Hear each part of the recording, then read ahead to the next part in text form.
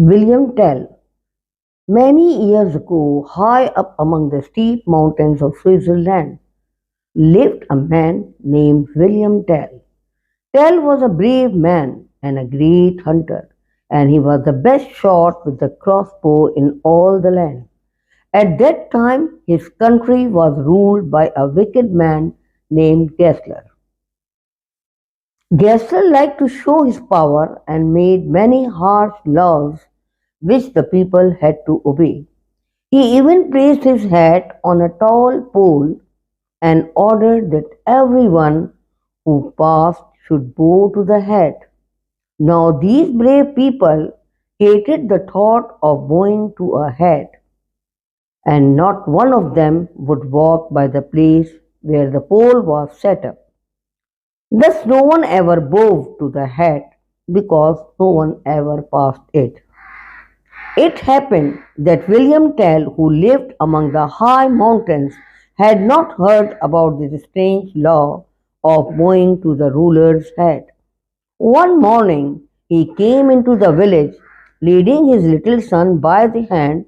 He was walking straight past the hat when the soldier, who was always on guard, shouted, "Halt!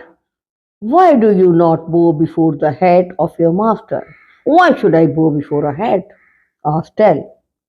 "That head belongs to Gessler, your ruler. He orders you to bow before it." "I care not who orders it. I will never bow before a head," said Tell quickly. "Then you must come with me to prison," commanded the soldier. "I will neither bow to the head nor be taken to prison." And stepping back, Tell grasped an arrow for his crossbow. Just then Gessler rode up with a company of soldiers. "What is all this noise about?" he asked. "This man William Tell will not bow to your head," said a soldier. "So you are Tell," said Gessler, riding up close to him. "They say you are the finest shot with the crossbow in the land. Tell me, my man, is it true?" "I have shot against many good men," replied Tell modestly. "I think I will test your skill," said Gessler, "and I promise you, if you can hit the mark I offer, you shall go free." "I shall be glad to shoot for you," said Tell. "Where's your mark?" "Is this your son?" asked Gessler, pointing to the boy. "Yes." "Is he a brave lad?" "I think he is." "Then he can help you. Let the lad, let the lad stand in front of that great oak. Place this apple on his head. If with one arrow you can hit the apple, then you shall go free." The cruel man smiled as he spoke these words.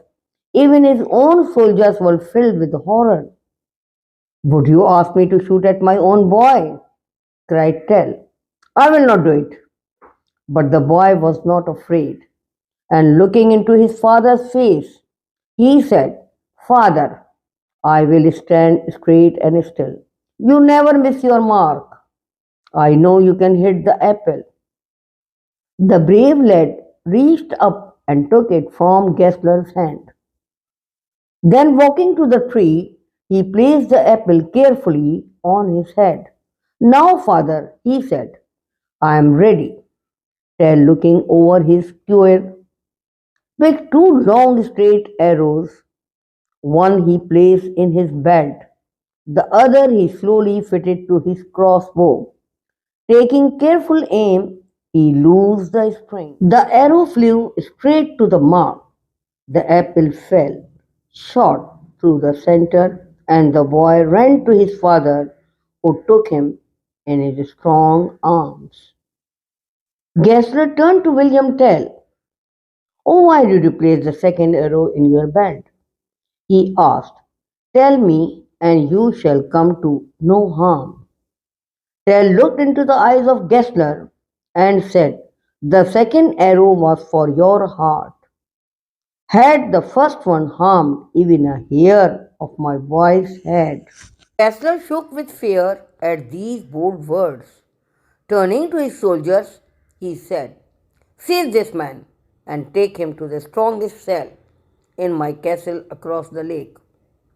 Before Tell could move, the soldiers seized him and took him to a boat on the shore of the lake. As they were rowing across the water, a great storm arose. The waves dashed against the boat. To add the danger, darkness fell upon the water, and the man could not tell which way to row.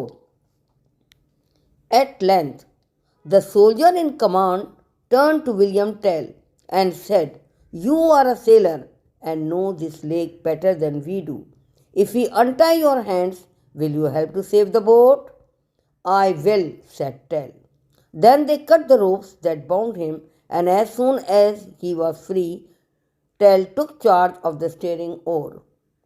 Knowing the lake well, he soon brought the boat close to a little point of land.